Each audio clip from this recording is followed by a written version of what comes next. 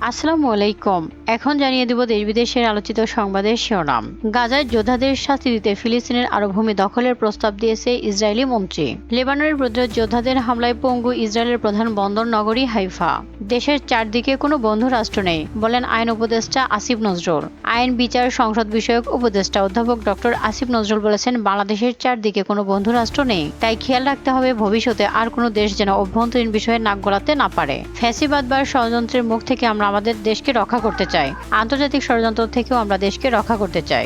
আবরার ফাহাদের নামে স্টেডিয়ামের নামকরণ। পলকের মুখে গামছা বেঁধে দিল পুলিশ, ছবি তুলতে দিল বাধা। সাবেক ডাক, টেলিযোগাযোগ, তথ্য প্রযুক্তি প্রতিমন্ত্রী জুনায়েদ আহমেদ পলকের মান সম্মান রক্ষায় তার ছবি তুলতে বাধা দিয়েছে যাত্রাবাড়ির থানা পুলিশ। দেশে ফিরলেন প্রধান উপদেষ্টা ডক্টর মোহাম্মদ ইউনূস। আরিচারহাটের ড্রেজারের পাইপে অগ্নিকাণ্ডের ঘটনায় তদন্ত কমিটি গঠন। গণ অভ্যুত্থানে আহত সহযোদ্ধাদের কর্মসংস্থানের ব্যবস্থা করা হবে।